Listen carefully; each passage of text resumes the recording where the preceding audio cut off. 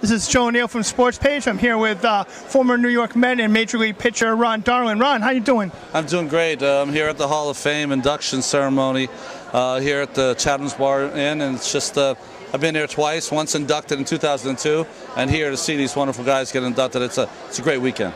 It really is. You know, this is pure baseball, Ron. You know, as some of the inductees were talking about, is it the last part of the real baseball? You know, let's face it, there's a lot of changes in baseball. I don't think we have to go into it, but, you know, there's a lot of different things that have been bad for baseball, unfortunately.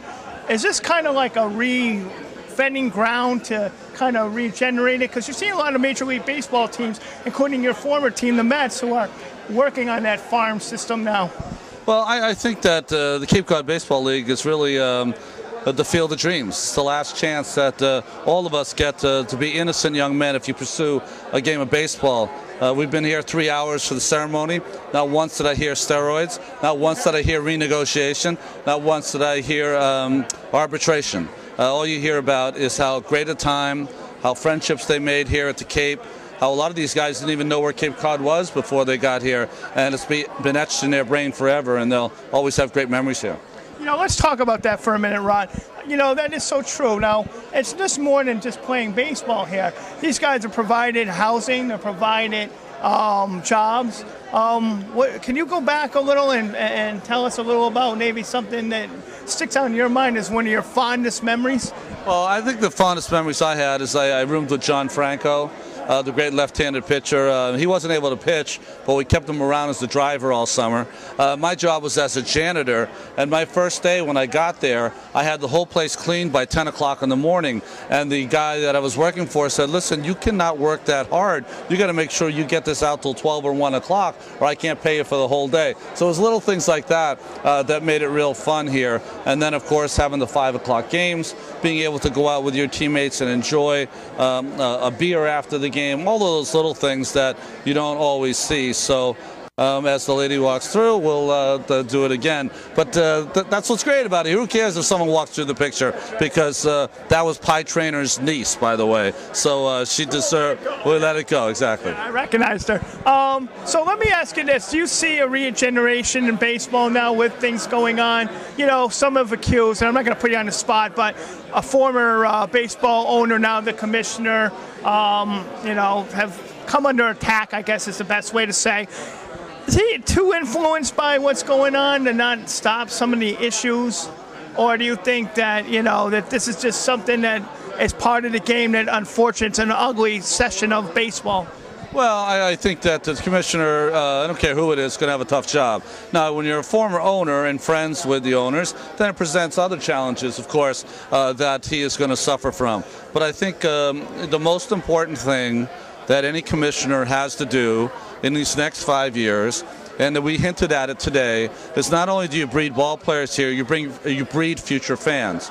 And I think that's going to be the biggest thing in front of the commissioner, is that we've built all these beautiful stadiums, but we've charged people too much to come and watch the games. So until they decide about the economics of getting fannies inside the ballpark and making sure that, you know, this blue-collar father who has 4 kids who loves baseball but can't go to a game, we have to get to a point where he can go to the game, because his son or daughter might be someone someday who's going to be able to afford those expensive seats. So let's make sure that as a commissioner, you're able to get plans and get seats, especially when municipalities have put money towards those stadiums, to make sure there's some tickets put away every game for those people who can't afford a $300 seat but can afford a $10 seat.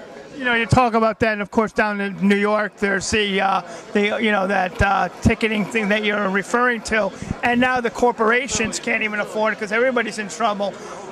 This has got to be a real concern for baseball. We're even seeing salaries now compared to your days now that it's not going up anymore. There's actually, you know, people aren't getting. Manny took the 20 because he wasn't going to get anything more than that. Yeah. As an example, what do you see as far as salaries? Has that gone too out of hand with the stats of a guy that not only maybe a starter, but these guys that are maybe backup guys, which play a role, no doubt about it.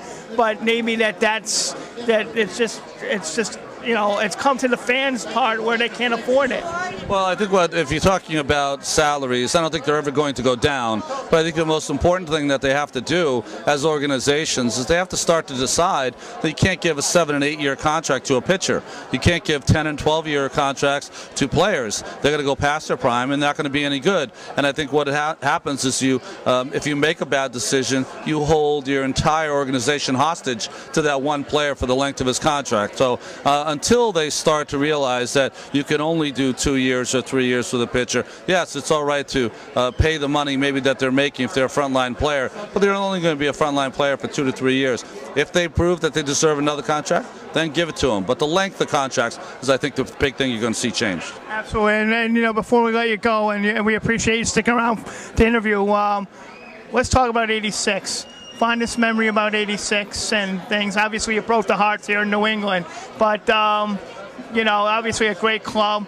The Mets seem to be kind of struggling. They've put some good players, and I want to capitalize on this because I want to tie into what you were saying. You're seeing a lot of players now from the, Japan and other parts of the world. Are we going to see more of that? We've interviewed Harvey Silver, and the Commissioner of World Baseball. And some of the other people, and do you see that going on now, Ron? Well, I think to answer your second question first, I think that Major League Baseball needs a worldwide draft. There's no reason why someone from one country can hold the league hostage as far as paying them exorbitant amounts of money. Should be a worldwide draft. They have it in hockey, they have it in basketball, they have it in everything else. Why not baseball? I think that's one of the keys. As far as the Mets are concerned, they have a lot of core players that are very good players that did not play last year, so they have a lot to prove. So that's always a good thing when you have players that are coming back to have things to prove. So maybe that'll make them a little better. And as far as '86, my fondest memory, you have to remember I'm a young kid that grew up in Boston, went to high school outside of Holy Cross, and Red Sox were my team. The '67 team made me fall in love with that team. So it was a very difficult thing to be playing the Red Sox. I thought we were playing the Angels until the Red Sox were in it. And I think my fondest memory was Game 4. I had to pitch. The Red Sox were leading 2-1 in that series, and my father, who was holding the flag for the Air National Guard, was on the field. So I got to stand during the national anthem with him on Fenway Park, a place that I always wanted to play as a kid. And that's a fonder memory than winning the World Series, which is great, of course, but being able to share it with him was better. Wow, Ron, I want to thank you. Really appreciate you coming, and congratulations. And we hope we'll be on the Cape and look forward to seeing you. Every summer I'm here. Thanks. Okay.